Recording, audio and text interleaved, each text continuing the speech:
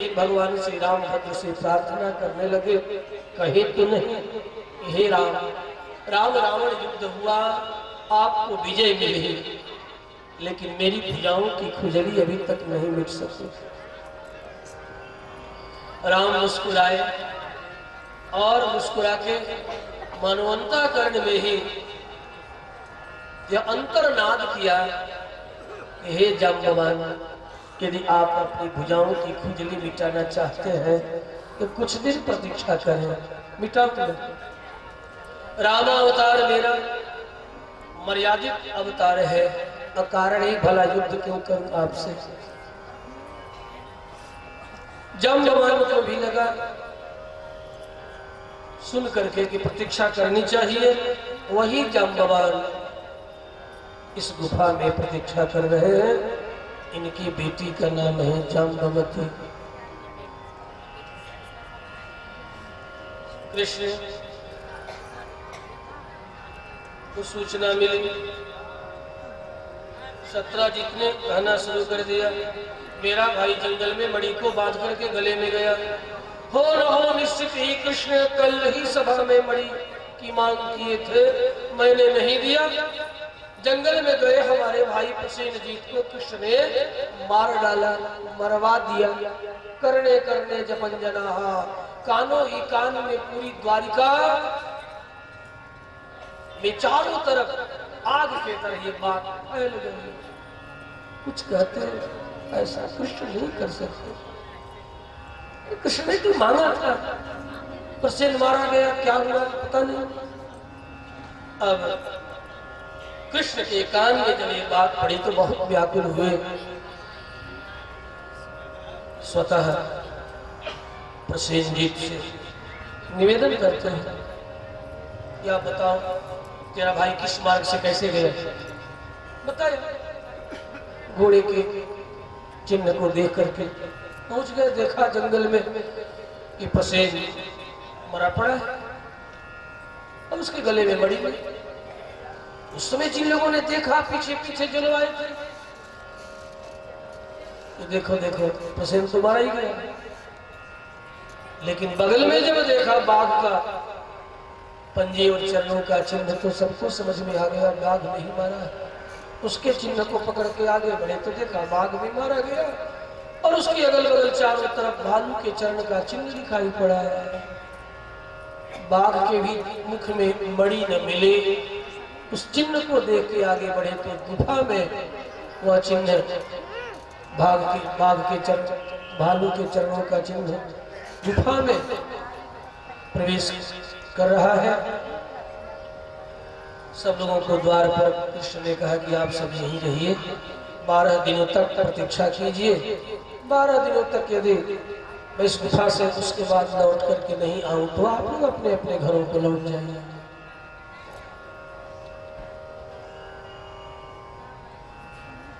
भगवान कृष्ण भीतर गए, देखा एक बालिका मणि के साथ खेल रही है। आज तक किसी पर पुरुष को देखा नहीं था। कृष्ण को देखते ही बहुत जोर से चिल्लाए, पिताश्री पिताश्री, डर करके। इतने में जाम्बवान उस गुफा में, कहीं बहुत बड़ी गुफा थी, कहीं थे, दौड़ते तलाचे भरते चले आ रहे हैं और देखते ही बिना कुछ सोचे समझे भगवान श्री कृष्ण के छाती पर प्रहार करना शुरू किए। इस तरह 1 2 3 12 दिन गुजर गए, लोग निराश हो गए। गुफा के द्वार से सभी अपने अपने घरों को सभी व्रत कर रहे हैं, उपवास कर रहे हैं, पूजन कर रहे हैं, अपने अपने इष्ट को मना रहे हैं। द्वारिकापुरी में एक तरह की सन्नाटा है, चारों तरफ शोक है, क्या हुआ क्या पता। कुछ मान बैठे कृष्ण का लगता है कुछ हो।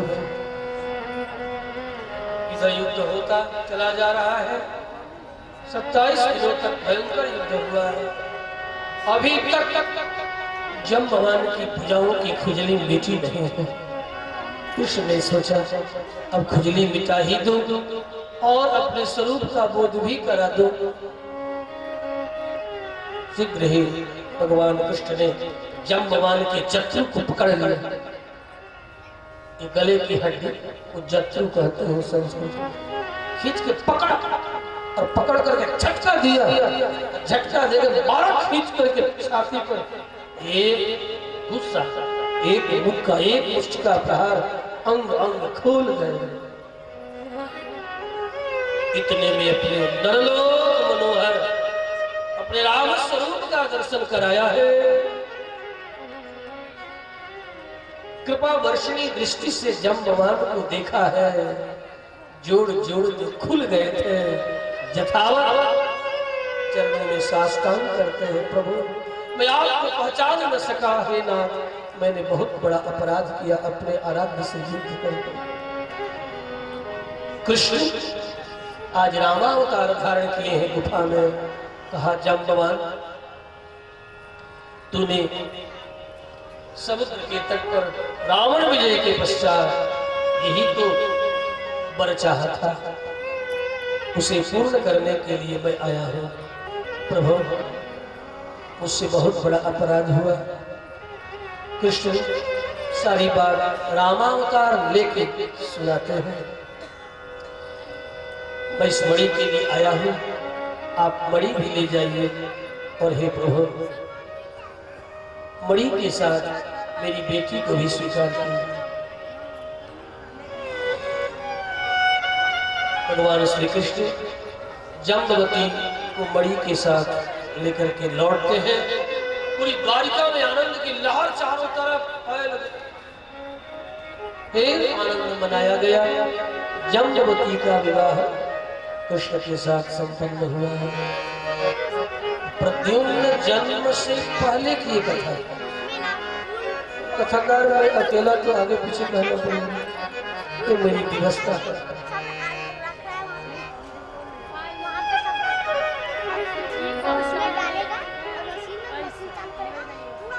जाम्बवती कृष्णचंद्र भगवान की। मणि को सबको दिखाया, ये मणि है। सत्यजित को बुलाया, बुला करके मणि वापस कर दिया। मणि ले जा। अब तो सत्यजित ने जिन जिन से कहा था कृष्ण ने मेरे भाई को मार करके मणि का अपहरण कर लिए, इतना लज्जा से गड़ गया। अब कैसे मैं मुख दिखाऊं, मैंने कृष्ण को कितना बड़ा कलंक दिया। क्या करूं, क्या करूं, क्या करूं। सत्यजित की बेटी का नाम है सत्यभामा। क्यों नहीं अपनी पुत्री का विवाह करके कृष्ण के साथ और मणि को उपहार में दाई जी में देते। यही इस कलंक लगाने का एकमात्र, उसे धोने का एकमात्र रास्ता है। शीघ्र ही सत्यजित ने प्रस्ताव किया है, वसुदेव के चरणों में निवेदन किया है, स्वीकार करते हैं। और सत्यजित अपनी बेटी सत्यभामा का विवाह कृष्ण के साथ करके मंडप में ही मणि दे दे लगा। प्रभु इस मणि को आप स्वीकार करो। कृष्ण ने कहा पिताश्री सत्यभामा के साथ संबंध होने के कारण आप तो मेरे ससुर जी हुए, मणि नहीं लूंगा। सत्यभामा स्वीकार है, मणि नहीं। जिस मणि के कारण मुझे इतना बड़ा अकारण कलंक लगा, केवल सभा में कहते हैं मात्र से, जिस मणि ने इतना बड़ा कलंक मुझे दिया उस मणि को लेकर साथ रख लूं, और पता नहीं क्या क्या कलंक लगेंगे, आप क्षमा करो। बहुत गिड़गिड़ाया सत्यजित। अंत में कृष्ण ने इतना ही कहा, ये मणि द्वारिका में रहे, ये मैं चाहता हूं। जहां ये मणि होगी अनावृष्टि अतिवृष्टि दुर्भिक्ष नहीं होगा। और बहुत जब गिड़गिड़ाया है सत्यजित, तो कृष्ण ने कहा मणि का जो लाभ है 180 तोला स्वर्ण, वो नाना उग्रसेन के चरणों में आप समर्पित कर दिया करेंगे, वही मैं। इस तरह मणि का जो लाभ है मुझे प्राप्त हो, मणि आप अपने पास है। फल भागिना, मैं तो केवल फल चाहता है, जीवात्मा फल न चाहे, मुझे फल दे। फल देने वाला भी और सभी जीवों के कर्मों का फल मैं देने वाला भी हूँ, और चाहता भी यही हो कि सभी जीवात्मा अपने किए कर्मों का फल मेरे चरणों में समर्पित करे। इसका आध्यात्मिक भाव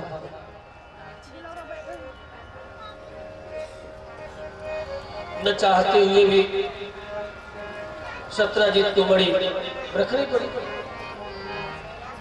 अब इधर बात ये थी कि सत्राजित अपनी बेटी का मंगनी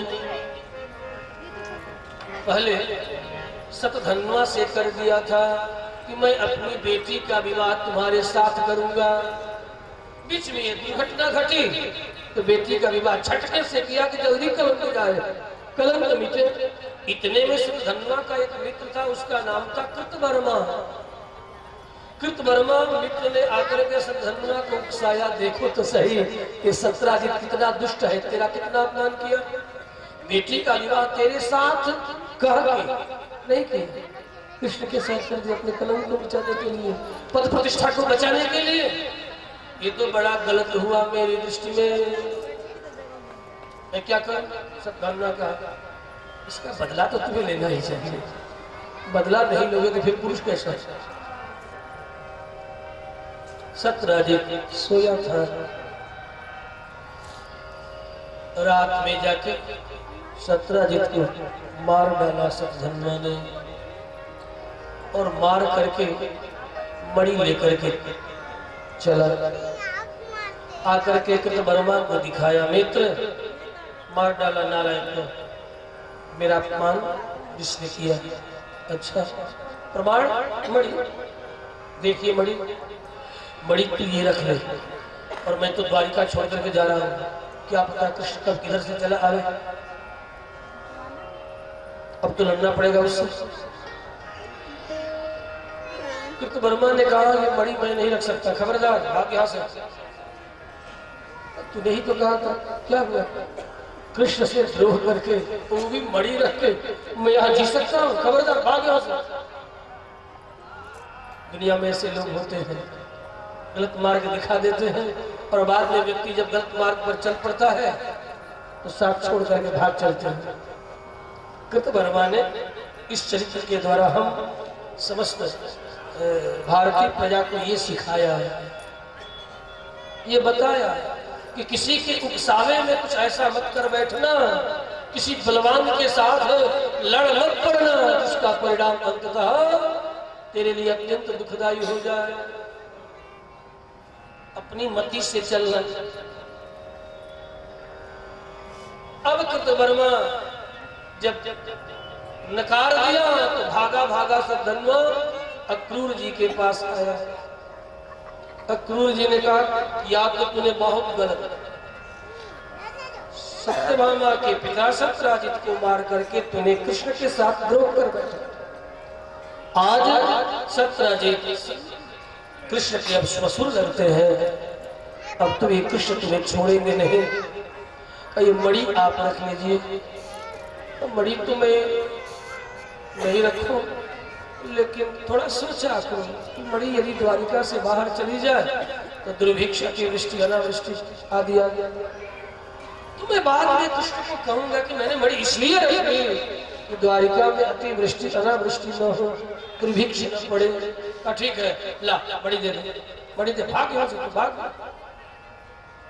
भाग जा, मैं इतना ही कर सकता हूँ कि तू यहाँ से भाग जा, और मणि मैं कृष्ण को दिखा दूंगा तो शायद कुछ प्रसन्नता हो जाए। लेकिन तूने उनके ससुर को मारा है, वे तो छोड़ेंगे नहीं, किसी तरह प्राण बचा करके भाग। सतधन्वा भागता है, घोड़े पर बैठ करके द्वारिका पार कर नैवतक पर्वत पार करके सौराष्ट्र आदि देश को पार करते हुए गुर्जर देश को पार करते करते अनेक छोटे छोटे भूखंड को पार करते करते करते यह सतधन्वा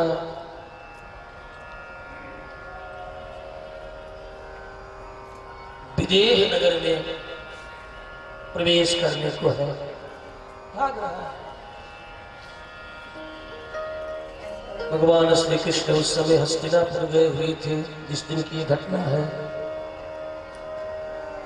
शतधन्वा को सूचना मिली, मेरे पिताश्री को।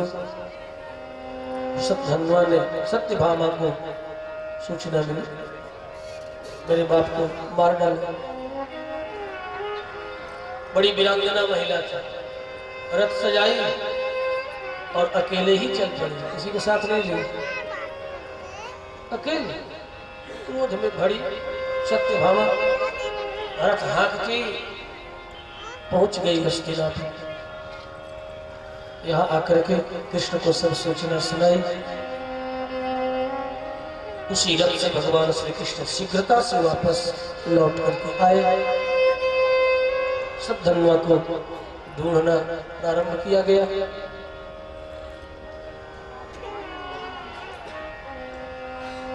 बलराम को साथ ले लिए भगवान कृष्ण, सत्यभामा को यहीं छोड़ दिया।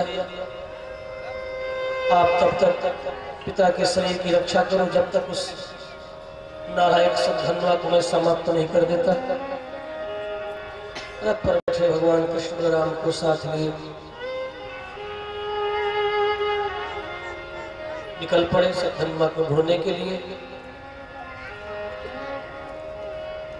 ढूंढते ढूंढते विदेह नगर के निकट शतधन्वा को बलराम और कृष्ण ने देखा, भागता चला जा रहा है। कई बार ललकारा, बीर हो तो ठहर जा, ठहर जा, भाग रहा है। देखा कि भाग जाएगा, भगवान कृष्ण रथ से छलांग लगाए। एक ही छलांग में लगा कि अब पकड़ लेंगे, तब तक वो अभी छलांग लगाया घोड़ा से, भागा उतर कर। तिर्यक मार्ग से भागने लगा। भगवान कृष्ण ने अपना चक्र छोड़ दिया, सर धड़ से अलग हो गया, धड़ाम धरती पर गिरा। मणि ढूंढने लगे, कहीं मणि मिल जाए। बलराम ने कहा कि कृष्ण ये मणि इसके पास नहीं है। मुझे पहले पता था लेकिन मैंने कुछ कहा नहीं तुमसे। मतलब अक्रूर ने बलराम को सूचना दे दी थी कि मणि मेरे पास आ गई है। बलराम उस समय नहीं बता। तो तुम ऐसा करो, लौट जाओ, बगल में विदेह नगर है, मैं जरा अपने मित्र बहुलाश से मिलजुल करके तब लौट करके आऊंगा। भगवान कृष्ण वहां से लौट करके चले आए हैं और यहाँ आए तो अक्रूर जी बिना पूछे ही मणि लेकर के दिखाने लगे, ये मणि है। मणि लेकर के भगवान कृष्ण ने पूरा सभा में सबको दिखाया है। लोगों ने पूछा कि आपको ये कलंक क्यों? तो कृष्ण ने उत्तर दिया कि देखो, एक बार की बात है कि कलंकित चांद भाद्र शुक्ल चौथ के चांद को कलंकित चांद कहते हैं। उसी चतुर्थी तिथि के दिन ही गुरु पत्नी का दमन किया था, कभी चांद ने कलंक लगा था। उस चांद का दर्शन करने के कारण, वो भी गाय के खूर के जल में चौथ का चांद मैंने देखा, इसीलिए बार बार मुझे ये कलंक लग रहा है। यदि कभी किसी को कलंक लग ही जाए चौथ का चांद देखने अथवा किसी अन्य कारण से, तो उसे चाहिए कि इस कथा को सुने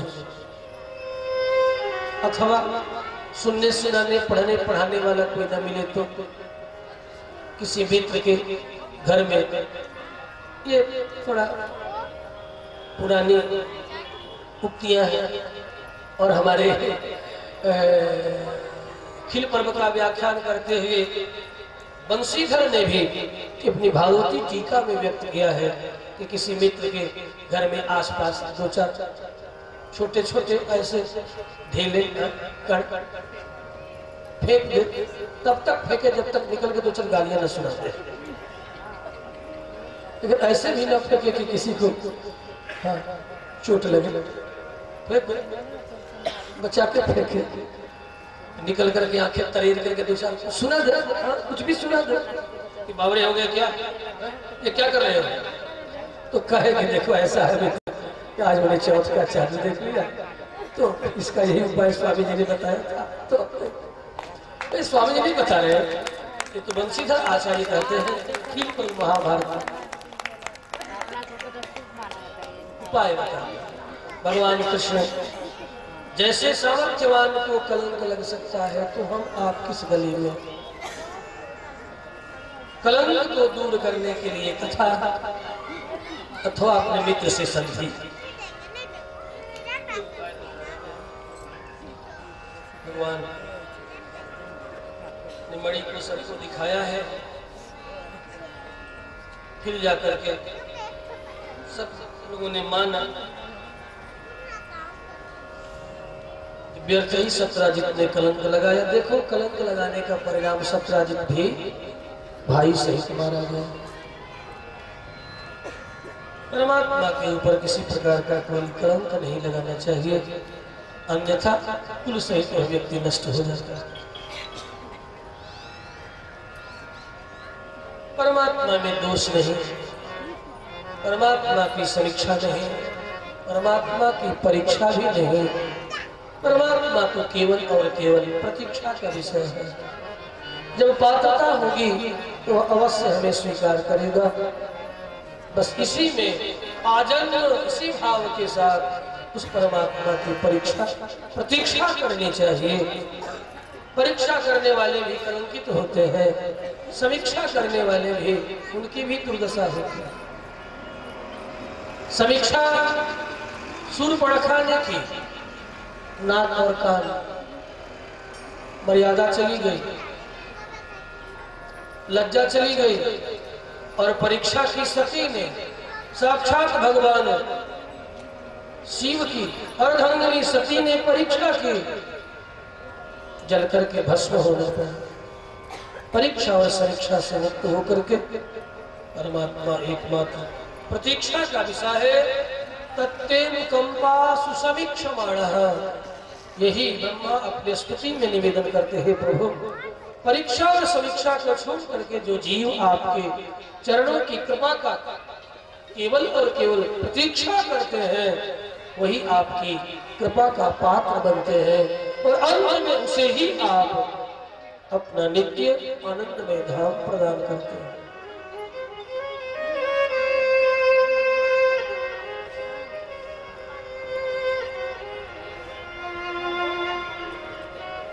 पुनः एक बार कृष्ण अर्जुन के साथ इंद्रप्रस्थ पधारते हैं।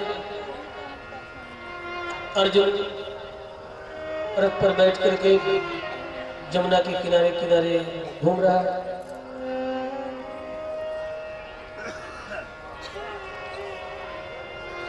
अर्जुन को प्यास लगी, रथ से उतर गया, छोड़ दिया कृष्ण को कुछ दूर, किनारे चला गया, दो चार चुल्लू जल पिया, और जब जल पीने लगा तो उसी समय उसने जल में एक प्रतिबिंब देखा।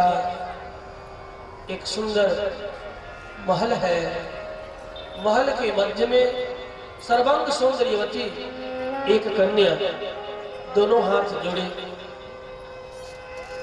ध्यान की मुद्रा में किसी की स्तुति प्रार्थना कर रही है। अर्जुन ने पूछा, हे देवी तू कौन हो? इतना पूछते ही वह घर जो सुंदर महल था वह गायब हो गया।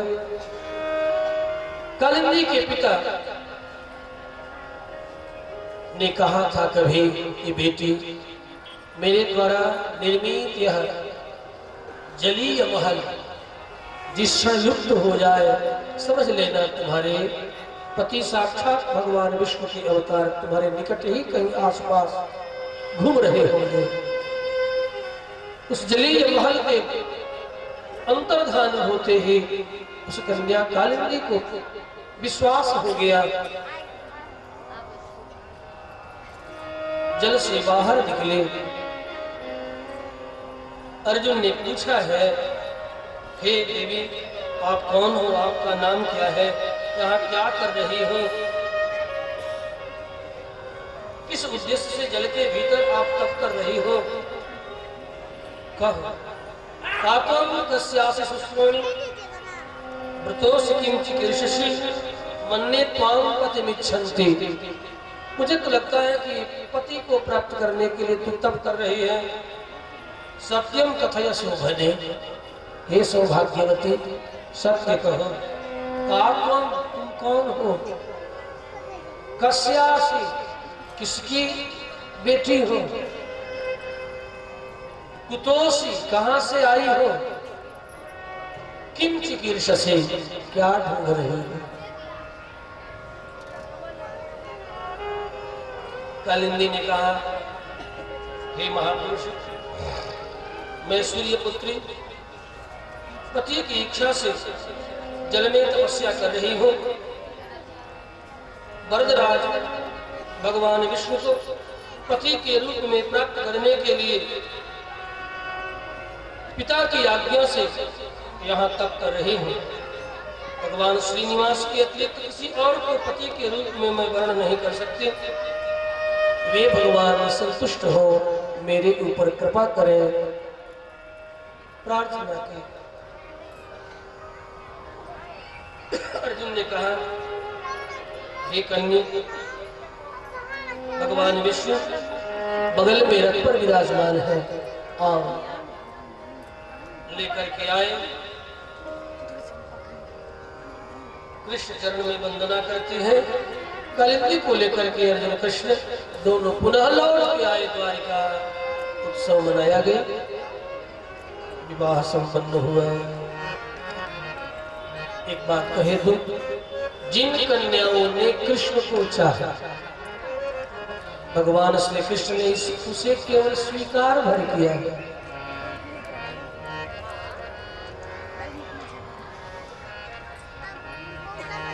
पुनः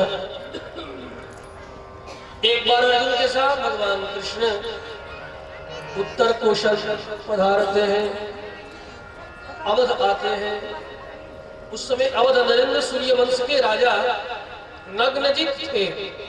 उनकी बेटी का नाम है नागनजीति, दूसरा नाम है सत्या। प्रतिज्ञा कर बैठे, अपनी बेटी का विवाह मैं उससे करूं जो हमारे राज्य के दुर्दांत 7 वृषभ को एक ही क्षण में नाथ करके एक जगह बांध दे। बड़ा भयंकर वृषभ थे, मनुष्य का गंध पाते ही तीक्ष्ण अपने सिंह से मारने के लिए दौड़ पड़ते। आज तक अनेक राजकुमार सत्या को प्राप्त करने के लिए आए, लेकिन बैलों ने उन्हें मार मार करके लहूलुहान कर दिया, कोई बांध न सका। अर्जुन के साथ भगवान श्री कृष्ण का आगमन हुआ। नग्नजीत ने देखा, देखते ही कृष्ण के चरणों में वंदन करते हैं, घर के भीतर लेकर के आते हैं, उनका स्वागत सत्कार किया है। नग्नजीति सत्या ने भी कृष्ण को देखा, कृष्ण ने भी सत्या को देखा। देखते ही भगवान श्री कृष्ण नग्नजीत से कहने लगे, मैं क्षत्रिय हूं, मांगना हमारा धर्म नहीं है, लेकिन आज आपसे हाथ जोड़ करके विनय पूर्वक मांगना चाहता हूं। तो मांगिए।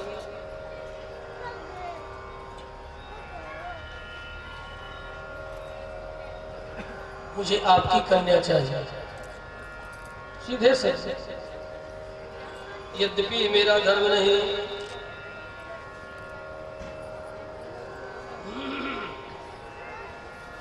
यत्पाद पंकज रजः शिरसा बिभर्ति श्रीरव्यजः सगिरिशः सह लोकपालैः लीलातनु सकृत सेतु परिक्षैः सह काले दधत्स भगवान् मम तेन तुष्ये। भगवान कृष्ण ने तब मांगा है जब सत्या ने कृष्ण को देख करके कामना करने लगे। वरम विलोक्याभिमतं समागतं भगवान श्री कृष्ण को भोजन करते हुए सत्या ने देखा, ऐसे नहीं माना। सत्या ने जब कृष्ण को देखा है तो देख करके सत्या को लगा यही मेरे नित्य पति हैं। वरम विलोक्या विमतम समागतम नरेंद्र कन्या चक्रमे रमापति। रमापति भगवान श्री कृष्ण की कामना करने लगी, और जब कामना करने लगी तो भगवान श्री कृष्ण के भी हृदय में कामना जगी। नरेंद्र कन्या चक्रमे रमापति में पति ही। भगवान श्री कृष्ण आकाश हमारे पति होते, याद में पतिराशिष मला करो तो कन्या यदि में धृतो व्रत। यदि कभी किसी जन्म में मैंने जब व्रत तब उपवास किया हो तो रमापति श्री कृष्ण हमारे पति हो, ऐसी कामना की। और जब कामना की तो इनके अंतःकरण की भावना को भगवान कृष्ण भोजन करते हुए समझ गए। तब राजा से कहने लगे, राजन, जिनके चरणारविंद की धूलि को प्राप्त करने के लिए बड़े बड़े अमलात्मा विमलात्मा महात्मा के साक्षात श्री देवी भी तरसती रहते हैं। यत्पाद पंकज रज शिरसा विभरते श्रीरब्जः सगिरिशः सह लोकपालये। लीलातनु सुकृत से तु परिप्सयेशः काले दहत्स भगवान मम कीन तुष्ये। सत्या की प्रार्थना भगवान श्री कृष्ण अंतःकरण की जान गए। तब कृष्ण ने कहा, राजा, मुझे आप अपनी कन्या प्रदान करें। राजा नग्नजीत ने कहा, दे दूंगा, लेकिन मैंने एक प्रतिज्ञा की है। 7 दुर्दांत बैलों को जो बांध दे एक क्षण में, उसे मैं अपनी कन्या प्रदान करूं। आप कृपा करके ऐसा कर दो। आप जैसा सुंदर योग्य हर प्रकार से इनकी योग्यता पूर्ण है, कहा मेरी कन्या के लिए ऐसा वर प्राप्त होगा। मैं भी चाहता हूं, लेकिन अपनी प्रतिज्ञा में बंधा हुआ, कहीं मेरी अपकीर्ति न हो। आप इतनी कृपा करो, बैलों को बांध करके इस कन्या को स्वीकार करो। भगवान कृष्ण ने कहा, दिखाइए। 7 बैलों को दिखाया गया, जो गहवर विशाल जंगल में भ्रमण करते खुले। भगवान श्री कृष्ण ने बैलों को ललकारा। उधर से वृषभ एक साथ दौड़ पड़े, खूरों से धरती को खोदते मलमूत्र करते हुए क्रोध में भरे। देखते देखते कृष्ण 1 से 7 हो गए और 7 बैलों के नथ को पकड़ लिया, नथुने को, नाक को, और पकड़ करके एक हाथ से छट रस्सी डाल के गांठ लगा दिया। 7 को एक साथ बांध के एक छोर लाके राजा के हाथ में दे दिया। विधि पूर्वक कन्यादान करते हैं। अर्जुन के साथ भगवान कृष्ण सत्या को लेकर के बढ़ते हैं। मार्ग में जिन राजकुमारों ने अब तक इस दुर्दांत बैलों को बस में करने का यत्न किया था, लेकिन हार चुके थे, युद्ध करने के लिए चल पड़े। अर्जुन ने कृष्ण से कहा, मित्र, आप शांति से रथ के पिछले भाग में बैठिए, मैं देख लेता हूं। भगवान कृष्ण शांत सत्या के साथ बैठे हुए हैं। देखते ही देखते अर्जुन ने सबका संहार कर दिया। द्वारिका पधारते हैं और द्वारिका आकर के पुनः विधि पूर्वक शंख भेरियान का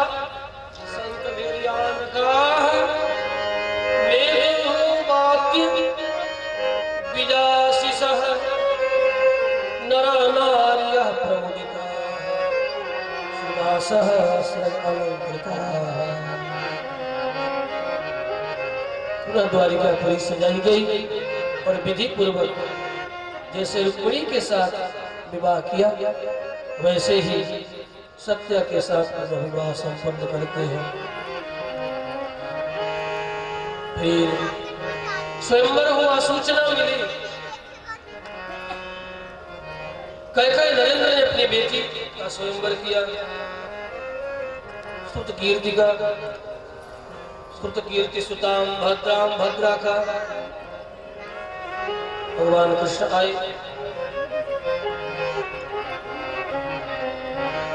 संतर्दनादि मुनियों के श्रीमुख से सुनकर के स्तुत की बेटी भद्रा ने भगवान कृष्ण को पहले ही अपने अंतःकरण से चुन चुकी थी। अतः कृष्ण ने भद्रा को स्वीकार किया। पुनः मद्राधिपति मद्र देश के राजा की बेटी लक्ष्मणा का स्वयंवर हुआ। इस स्वयंवर में अज्ञातवास में रहने वाले अर्जुन कारण सब पहुंचे हैं। जल में मछली के प्रतिबिंब को देख करके आंख का भेदन करना था और जो भेद करके मछली को गिरा दे उसी के साथ लक्ष्मणा का विवाह हो प्रतिज्ञा थी। सबने यत्न किया। अर्जुन जैसे विश्व के धनुर्धर ने भी यत्न किया लेकिन असफल हो गया। सभी असफल हो गए। अंत में भगवान श्री कृष्ण ने मछली के इस आंख का वेधन किया है। लक्ष्मणा ने वरमाला गले में धारण कराई है। कृष्ण अस्त्र लेकर के जब निकले हैं, बड़े बड़े महारथी युद्ध करने के लिए सामने आ गए। अकेले कृष्ण ने सबका प्रतिकार किया है। इन्हें भी लाकर के द्वारिका में विधि पूर्वक विवाह संपन्न किया। इस तरह कृष्ण 8 रानियों के पति हुए। सबका नाम तो कम से कम भैंसी, रुक्मिणी, जाम्बवती, सत्यभामा, सत्या, भद्रा, लक्ष्मणा, कालिंदी और मित्रविंदा।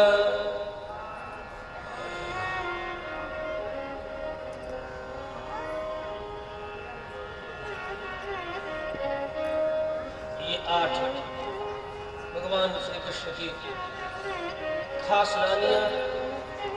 16,108 प्राग ज्योतिषपुर के राजा नरकासुर के जेल में बंद। इसने प्रतिज्ञा किया था 20,000 कन्याएं हो जाएंगी तो एक ही रात सबके साथ मैं विवाह करूंगा।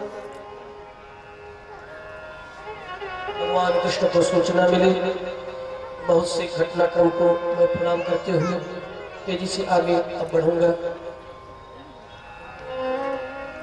अनंत परमात्मा के चरित्र का गान करना, कुछ एक प्रसंगों को सुनाते हुए संभव नहीं है। हर भंगिमा को व्यक्त कर पाऊं। समास और व्यास रीत से कुछ हो सका। भगवान कृष्ण, इसके सेनापति का नाम है मूर। जल में निवास करता।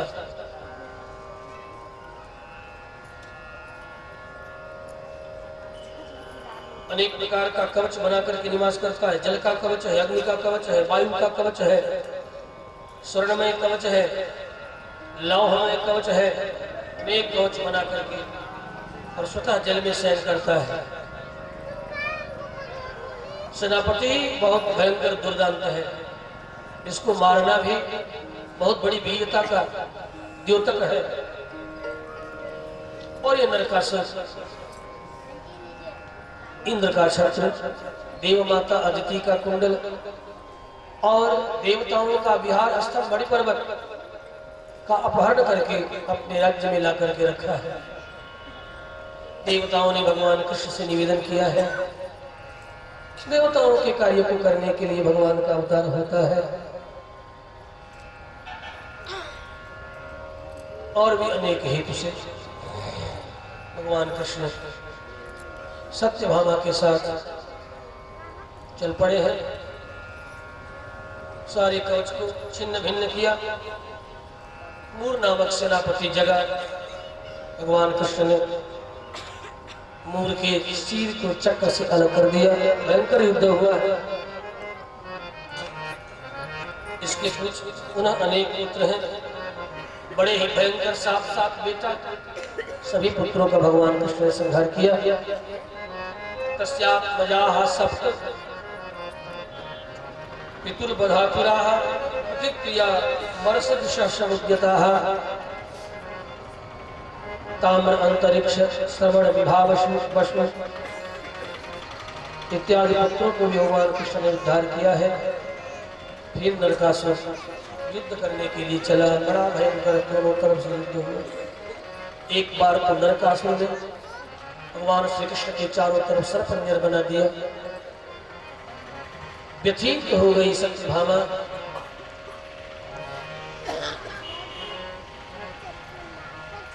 सत्यभामा और नरकासुर का पुनः युद्ध हुआ है।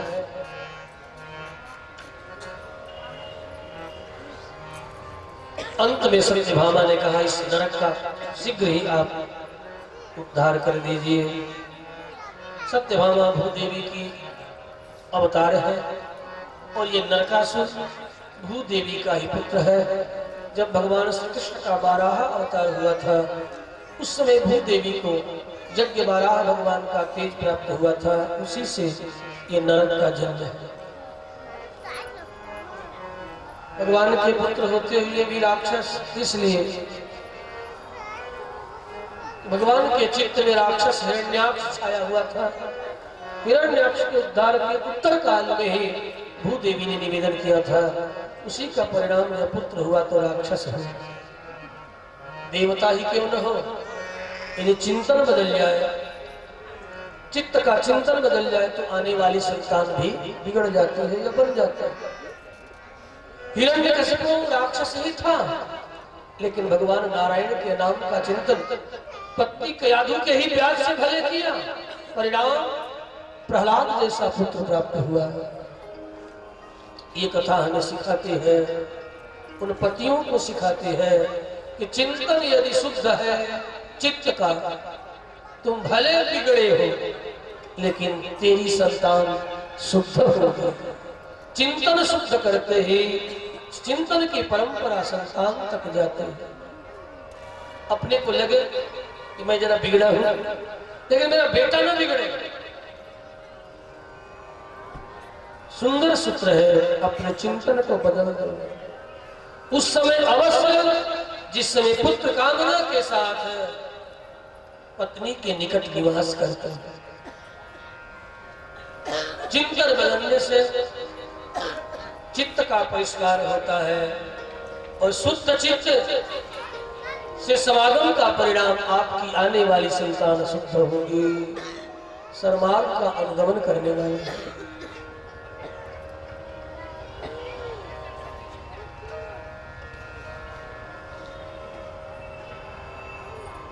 नरकासुर का उद्धार भगवान कृष्ण ने किया। नरक का पुत्र है भगदत्त। भगवान कृष्ण ने भगदत्त को अभिषेक कर दिया।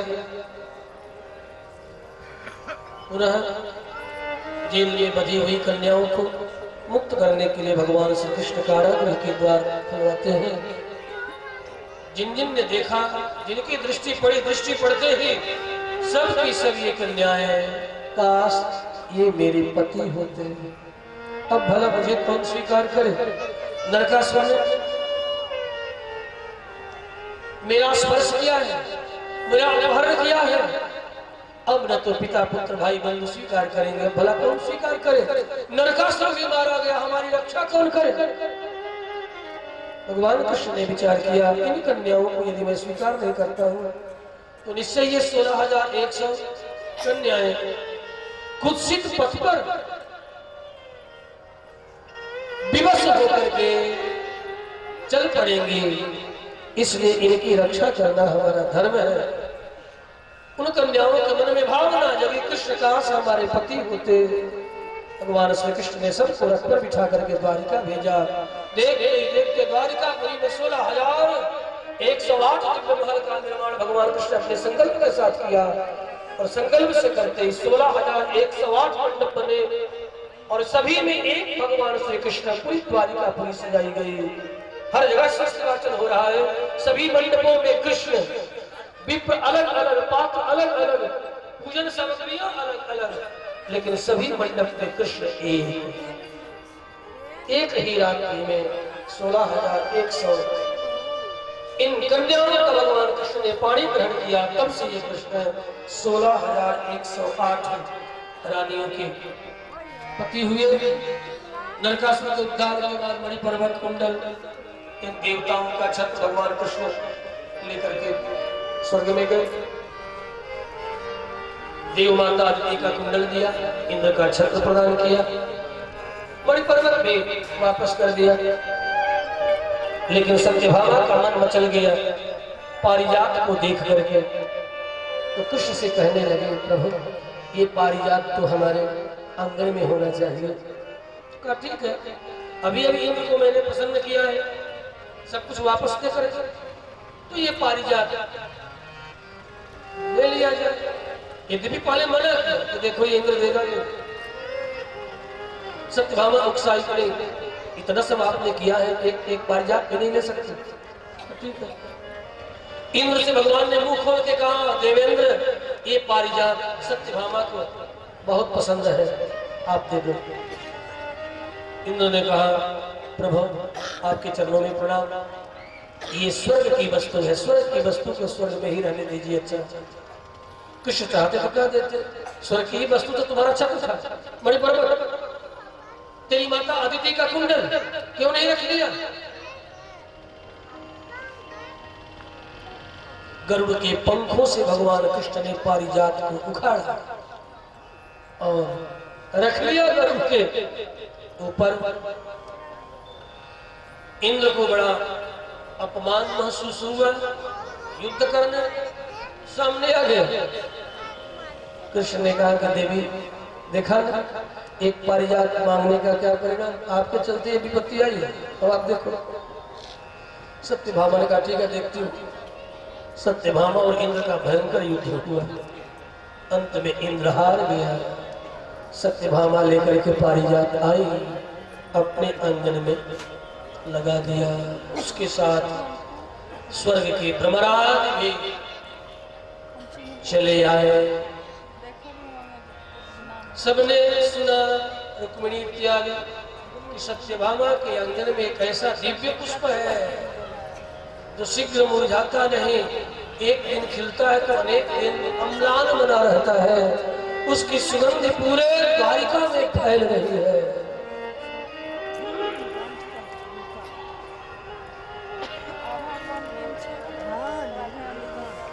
द्वारिकानाथ श्री कृष्णचंद्र भगवान। एक दिन सत्यभामा ने व्रत किया, बहुत सी करता है, व्रत करते ही रहते, कभी कोई व्रत, कभी कोई व्रत, कभी कोई व्रत।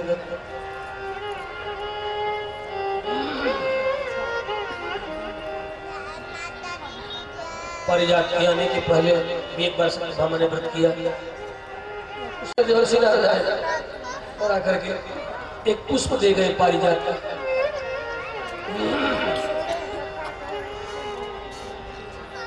भगवान कृष्ण ने उस पारिजात के पुष्प को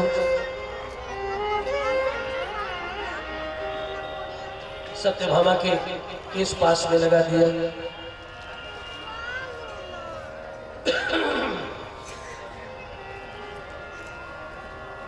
कभी मान मनोबल, कभी रूठना मानना, ये सब गृहस्थ का एक अद्भुत आनंद है।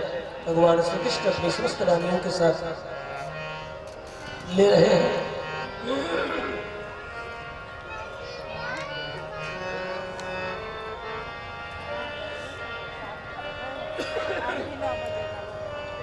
ये महाभारत खील पर्व का कथा है। मैं इसे भ्रम करता हूँ, ये उल्टी पलटी ना हो जाए।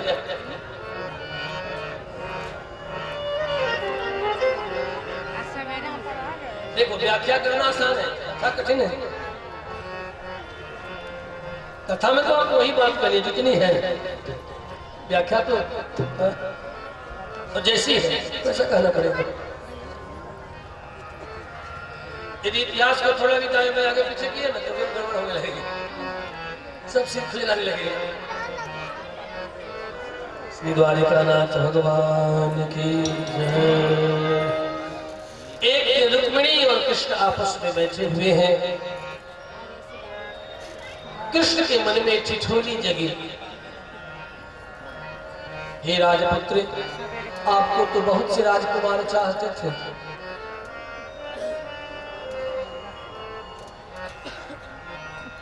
और हाँ चेदी नरेंद्र शिशुपाल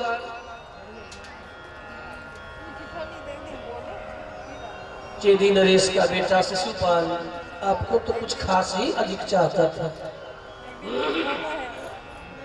और आपका बड़ा भाई भी उसी के साथ आपका विवाह करना चाह रहा था। एक बात कहो, यदि आप चाहो तो आज भी शिशुपाल के पास आपको सम्मान में भेज दूं। अब इतना सुनना है, रुक्मिणी को लगा कि मेरा परित्याग ही न कहीं कर दे। सुख गई, मुख पीला पड़ गया, और धड़ाम धरती पर गिर रही है। तब तक कृष्ण ने चतुर्भुज रूप धारण करके दो से उनके बालों का परिसंमोहन किया, दो से उन्हें संभाला और कहने लगे, मैं तो यूं ही ठिठोली कर रहा था, तू सच मान बैठे। रुक्मिणी ने बहुत प्रतिकार किया है, आपको ऐसा नहीं कहना चाहिए, और हाँ भला कहो क्यों नहीं। मैं इस प्रसंग को भी प्रणाम करता हूँ। एक दिन देवर्षि नारद भगवान श्री कृष्ण की गृहस्थी का दर्शन करने चले। जहाँ कहीं जाते कृष्ण कहीं स्नान करते, कहीं बच्चों को खिलाते, कहीं धनुर् विद्या की शिक्षा देते, तो किसी पुत्र को रथ चालन करते। अनेक प्रकार की अस्त्र और शस्त्र की विद्या अपने पुत्रों को दे रहे हैं। अब कृष्ण 16,108 रानियों से 10-10 पुत्रों को उत्पन्न किए हैं। सभी पुत्रों को शिक्षित कर रहे हैं, अस्त्र शस्त्र सब सिखा रहे हैं। देवर्षि नारद आते सबका सभी घरों की तरफ जाते। एक जगह देवर्षि नारद जब पहुंचे, भगवान कृष्ण सामने से देख लिए, दौड़ करके चरणों में प्रणाम किया। देवर्षि नारद आपका आना, आज मेरा घर पवित्र हो गया, द्वारका पूरी पवित्र हो गई, आज मैं पवित्र हो गया। घर के भीतर ले गए, चरण प्रक्षालन किया, बड़ा आदर किया। इस तरह यहाँ से यहाँ, वहां से वहां उठ उठ करके निकलते।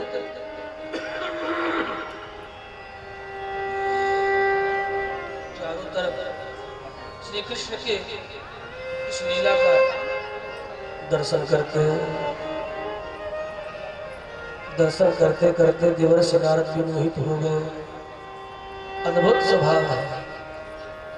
इस घर से चरण प्रक्षालित होकर के निकलते, अगले द्वार पर जाते तो वहां भी वही देवर्षि नारद को देख रहे, पुनः चरण प्रक्षालन। लगता ही नहीं कि किसी अन्य घर में स्वागत हुआ है। भिन्न भिन्न प्रकार से देवर्षि नारद का कृष्ण ने स्वागत किया है। इस लीला को देख करके देवर्षि नारद विमोहित हो गए और अंत में चरण पकड़ लिया, हे प्रभु मुझे अब और मोह में न डाले। पुत्र पौत्र आदि का विवाह, प्रद्युम्न का विवाह, प्रद्युम्न के पुत्र अनिरुद्ध का विवाह उषा के साथ। इस क्रम में बाणासुर और कृष्ण के साथ युद्ध। उसकी अनेक भुजाओं को काट करके केवल 4 भुजा अवशिष्ट छोड़ते हैं भगवान कृष्ण। द्वारिका ला करके प्रद्युम्न पुत्र अनिरुद्ध का विधि पूर्वक उषा के साथ विवाह संपन्न होता है। पुत्र पौत्राद खेलते द्वारिका में। एक दिन गेंद खेलते खेलते पौत्रों का गेंद गिर पड़ा निरुद्धक कूप में। तो उस कूप में एक क्लास गिरगिट पड़ा था। सबने निवेदन किया बाबा बाबा बाबा गेंद निकाल लीजिए, कृष्ण बाबा हो गए। भगवान श्री कृष्ण अपनी काली अंगुली से गेंद को निकालते हैं। उस गिरगिट का स्पर्श हुआ, स्पर्श होते ही दिव्य देवता मानो उससे निकल पड़े। कृष्ण ने पूछा कि आप कौन है, ऐसी दुर्दशा कि आपको आपने कैसे प्राप्त किया? दशा में मामला कतमेन कर्मण, किस कर्म के कारण आपकी ऐसी दुर्दशा हुई? कहा है प्रभु, आप राजा नृग का नाम अवश्य सुने होंगे, जरूर आपके कान तक ये नाम आया होगा। मैंने अपने जीवन में अनेक गोदान किया। कृष्ण ने कहा बिना दूध देने वाली गायों को दिए होंगे, बूढ़ी गाय दान किए होंगे, हर ही गाय दिए होंगे, बिना वस्त्र आदि के दिए होंगे, बूढ़े बूढ़े कुपात्र को दिए होंगे आदि। क्या नहीं, दूध देने वाली गाय पात्र के साथ आदर पूर्वक और दांत वाले सतपात्र ज्ञानी विप्र को मैंने प्रदान किया। कौन सी आपसे भूल हो गई, ऐसी आपकी दुर्दशा? राजा नृग ने कहा एक बार की बात, एक विप्र को गोदान किया। कुछ दिनों के बाद वही गाय मेरी गायों में आकर के गिर गई। पुनः उस गाय को किसी अन्य विप्र को मैंने गोदान कर दिया। वो जब लेकर के जा रहा था तो जिसे पहले दान किया था उसने पहचान लिया और कहा ये तो मेरी गाय है, खबरदार को कैसे लेके जा रहा है? कहा राजा नृग ने मुझे दिया इसलिए लेके जा रहा है। कहा नहीं, 4 दिन पहले इस गाय का दान राजा नृग ने मुझे किया, खबरदार इसे नहीं ले जा सकते।